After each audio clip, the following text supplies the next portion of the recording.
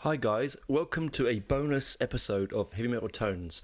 Just a little treat for you guys out there for just say thank you for, listening to me and listening to me waffle on. You've just hopefully just listened to part one of the Lamb Lies Down on Broadway, the Genesis album review and chat. This is a 15-minute interview I did with the legendary Ritchie Faulkner from Judas Priest about his side project Elegant Weapons and traveling the world and just things in general. He did it for me.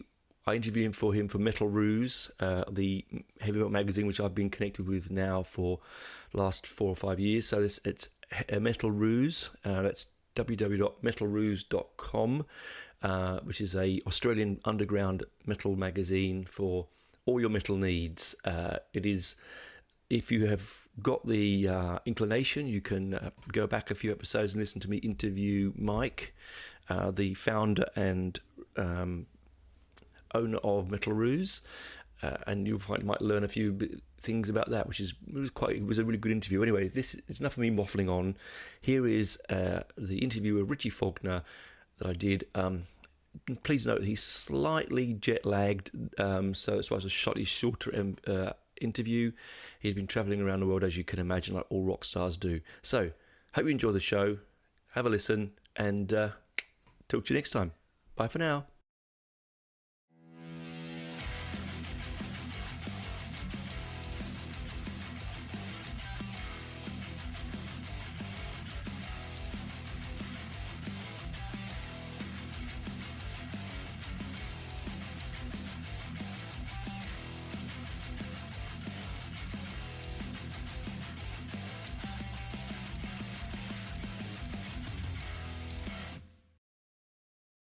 Anyway, thank you for Thanks for coming and chatting with me, Ritchie. It was really nice No, of course. Yeah. Obviously, we know you from your amazing stuff with Judas Priest, and I've seen you with Judas Priest loads of times. Great. But obviously, what we're more interested in is this new side project of yours, which is Elegant Weapons. How long has that been in the works? Well, it sort of came. I've always got stuff floating around idea-wise. I'm always writing stuff. So this material that's been around a couple of years. I think COVID really, the lockdowns and stuff like that, really gave me the time to focus and consolidate all those ideas that I had floating around and get them into some sort of shape. So Yeah. it's been around a couple of years. So maybe a couple of years before COVID, throwing those ideas around. COVID kind of got them together, and then we recorded it, I think, around 2001. And then I think, we went out with Priest 2001, 2002, and then we're now 2003. So it sounds like a long time, but if you put it like that, even though you record the album in 2001, it's now 2003, but the timeline. I mean, and these days as well, time goes so quick. It's like yesterday, Yeah. Yeah. So we put the album together, and then we shopped for a deal and stuff. We got to deal with Nuclear Blast, and then you've got to kind of put the artwork together and all that sort of packaging and stuff. And now I think it came out 2 weeks ago, something like that. It did, yeah. So yeah, all good. I'm just surprised now you can get it all in. I mean, you've got the new Priest album you're working on, or coming to the end of working on. You're touring that, you're touring everything else, and then you've got this other stuff. I just don't know how you guys fit it all in, really. Well, I'm lucky enough to be able to say that's what I do. That's what I do. I'm able to do it, and that's what I want to do, and that's who I am. I'm playing all the time. I'm fortunate enough to be able to write music and record music and put stuff together with Priest, and as you said, with Elegant Weapons. So, working on the Priest stuff, and we're putting another Elegant Weapons album together. I'm now in the UK. We're doing a tour with Elegant Weapons, and then we're looking at Priest next year. And so, that's what that's what you do. You live it, and I'm fortunate enough to be able to live it. So, very grateful. Yeah, and brilliant. I mean, what a lineup! You got Ronnie Romero, Christopher Williams, and Dave Rimmer. I mean, that's an amazing lineup you've got there with this band. Yeah, we're all from Legacy Acts, Priest obviously with myself, and Christopher's from Accept, and Davey's Mm. from Uriah Heep, Ronnie sang with Rainbow and MSG, so we're all connected to Legacy Acts, and hopefully we can take the DNA forward and carry the torch into the future when those bands are no longer around. Hopefully they'll be around for a long time to come, but Yeah. if that day comes, Mm. we can take that DNA into the future. That's the goal anyway. So, and I mean, first and foremost, they're great friends of mine. They're Yeah. great guys. They're great at what they do. And so, yeah, they're just legends in their own right, and hopefully we can take the band into the future with that DNA that we've all got from our bands. Yeah, because it comes across in the album, because I've listened to it a few times now since release, and it's got this big swaggery sound to it. Well, it's very modern, but also very nod back to influence over your shoulder, I think. And you can hear that in every track. Well, it was a conscious thing, really. I've always as a guitar player, I've always worn my influences on my sleeve. Where I come from. I've never been. Well, I can't really hide them, if you know what I mean. So I've never tried. So musically, it's the same. It was a priority really to sound like a record in 2023, while also being proud of where it comes from. I grew up with certain influences. Why not be proud of them and let them shine through? The Sabbath, the Priest, Thin Lizzy, Alice in Chains, that sort of stuff. Why not let it shine through? And I think we achieved that while sounding like a record of today. Yeah, I think that's because Andy Sneap produced it, didn't he? And I mean, he's an amazing producer. So I mean, that's probably also helps with that big sound that you get from it. I think you hit the nail on the head there. Yeah, he's the same mind, really. He grew up on those same influences that I did, So again, he's a producer making records in 2023. So he's not making retro records. He's making modern records Yeah. that stand up today and letting those influences shine through. So it was a no-brainer, really, to let Andy produce a record. Yeah, because I mean, I've always loved Andy's work, right back from Sabbath and all that way through, and Mm. it's he's just an incredible guitarist. Hearing him on stage for Priest was just mind blowing. I know it's not the same, it's not Heritage Priest, but when you come on, man, it's huge sound. Like you really do fit in really well that lineup. Well, I think we got chosen in different ways to fulfill that role, and Mm. they're big roles. Yeah, And what do? You give it 1,000%, and Andy's no different. He's up there giving 1,000%. When Glenn sort of pulled back, Glenn wanted Andy to do it. So what do you say? You don't say no thanks. You say, oh, okay, like yeah, okay, you yeah. take the bull by the horns and you give it 1,000%. That's all you can do. And Andy's up there giving it 1,000%.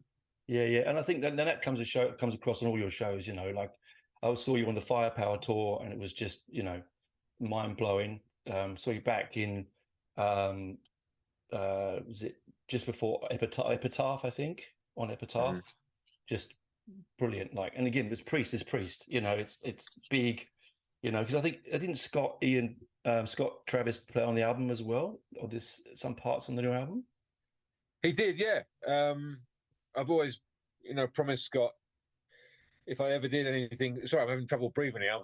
Are you all right? Hopefully, I'm all right. I'm Yeah. really jet lagged. I'm like flew into the UK yesterday morning. I'm struggling with the time difference, but I always promised Scott if I ever did anything outside of Priest Mm. that I'd give him first refusal.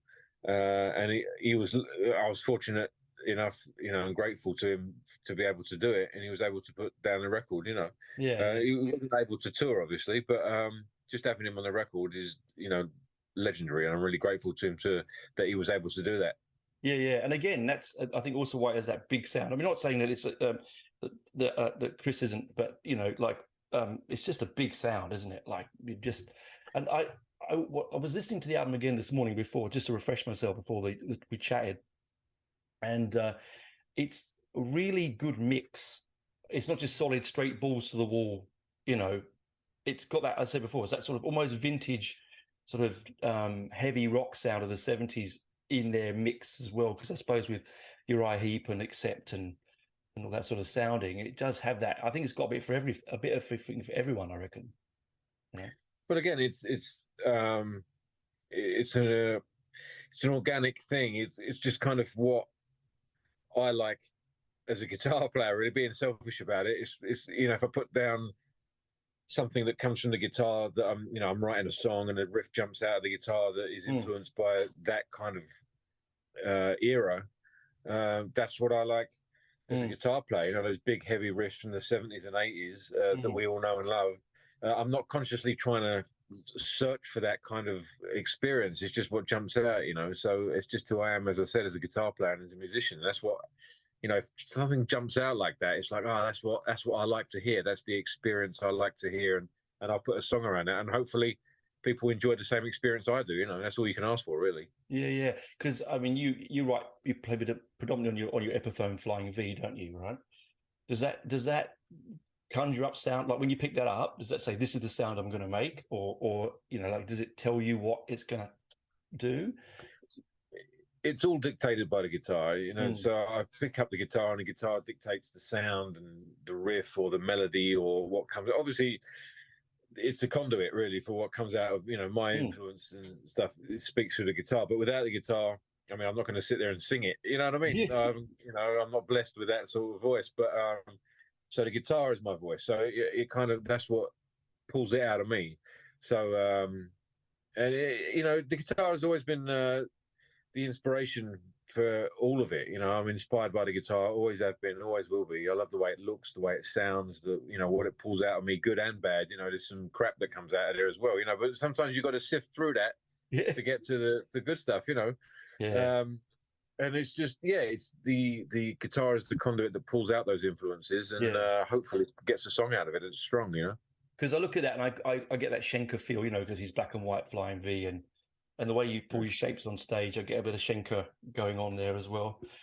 Oh, it's all stolen. All the stuff is stolen. It's one of the biggest challenges I've faced as a guitar player is my own sound and own identity. I'm always striving for it, and hopefully, if someone puts the record on, they can hear me in there. I mean, I can hear Schenker, Zach Wilde, and Dave Murray. That's all I can hear. But hopefully, the listener hears if they put it on and they think, oh, that's Ritchie, then job done, But it's a never-ending journey for me to find my own identity, and I don't think that will ever end.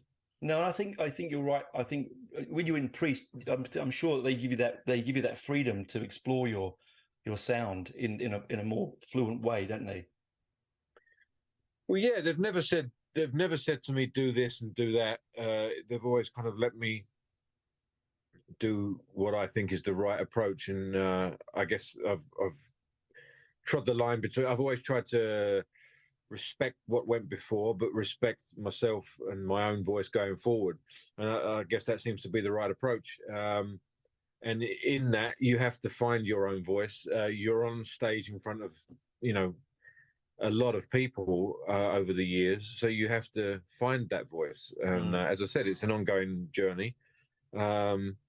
But it's a good challenge, And as I said, hopefully someone picks up, they put on one of these songs, and they can hear that it's me. Maybe not, but that's the goal, I think you can, because I think Firepower, and I mean I genuinely mean this. I think Firepower is probably one of the best Priest albums of the last 20 odd years.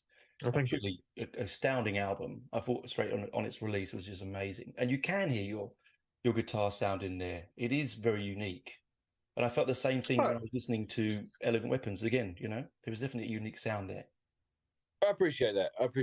I mean, as I said, I'll always hear. I'll always hear the Schenker, the Zach Wilde, the Dave Murrays. Maybe there's some Thin Lizzy in there. I'll always hear where they come from. I think the listener always hears it different to the creator. Which is a good thing. And again, the you can write a song and it's about something, or you hear it a certain way, you create it a certain way. When someone else gets it and they hear even the lyrics of the song can be taken a different way, it becomes about them and it becomes their song. It becomes the way they hear it, and that's a beautiful thing, and that's a privileged position to be in. If someone's listening to your song and they hear it the way they perceive it, that's an amazing thing, even if it's not the way you intended it to be or sound or what you intended it to mean. That's an amazing thing that someone's picked up your piece of music and they interpret it their own way and they've given it the time of day. It's an amazing thing, really. And I think you're right. I mean, on a different subject matter. I mean, I don't know if you're a Blondie fan, but you know, I Of listen. course. Oh yeah, right. So there's a song called "Picture This," which is like one of my favorite. And every time I listen to that song, the lyric is, it may not be, it's completely different lyric to how I perceive it. I listen to it and I go, geez, you know, that's me and that's my wife. That's, you know, and I think that's what you're talking about, right? Yeah. That's right. It becomes your song. It's no longer, it's no longer the band Blondie's song. It's Mm, your song and what it means to you, and that's an amazing thing. It becomes part of your life, and you own it, and it's a beautiful thing. mm. And so, are you going to tour with Elegant Weapons over this side of the world, or are you not coming? What do you reckon? Too far to come? I'd love to come down there. I think it's possible these days. The world's a lot smaller these days, Mm, especially if we did it. We're looking for opportunities. As I said, we've just got to the UK yesterday for rehearsals, and then we take off to Europe, and we start off this weekend with Pantera, and then we finish at the end of July in the UK. So we go all around Europe and mm. finish in UK. We're looking for opportunities in the States and Asia and Australia as well. Wherever we can get, wherever we can go to snag a few more fans, to connect with some fans, and hopefully take a few fans with us. We'll hopefully get there. So watch this space. We'll definitely fly. We could do it on part of a tour of Japan and Australia. We can come over that part of the world and come Amazing. down. Yeah, Yeah, it'd be brilliant. Around the corner. So It's a bloody long flight, though, isn't it? I just got back from. that's all right. That's all it is. Oh, It's just a long flight. That's all. You know. yeah. So the jet lag You does know. get you. I was back in the UK recently, and fuck, man, when I got back here, oof, it's nasty. You know what it's like then. Like Yeah. between where you are and the UK, that must be the worst jet lag. And when it hits you, it's Oh not funny. no. It's not funny. Your whole world turns upside down, and Yeah. it takes Yeah. a while to get back. Oh, But going there was that's all it is. That's all it is. It's not like there's some challenges in the world that people are going through, and it's what I mean. It's not that. It's small mercies. It's not that bad, right? Yeah, that's right. No, exactly. We can bring the band down there and go through that. We'll be all right. Yeah, you'll be all right. A few days on the beach, be all right. Exactly. The sunshiny parts of this. I live in Canberra. It's a cold part of the world, but you can go to Sydney and Melbourne and all those bits. Exactly. A few days on the beach, a few beers, and we'll be all right. You'll be all right. You'll be all right. Well, anyway, thanks for chatting to me, man. I might let you go and get some rest, much needed rest. So it was nice. Thank you, Tony. Up. It's been a pleasure, man. Yeah. A pleasure. Thanks for the support. And, hopefully see you down in that part of the world again soon. Yeah. What you say, man? Bye, Thank you, bro. Take care. Take care now. Bye-bye.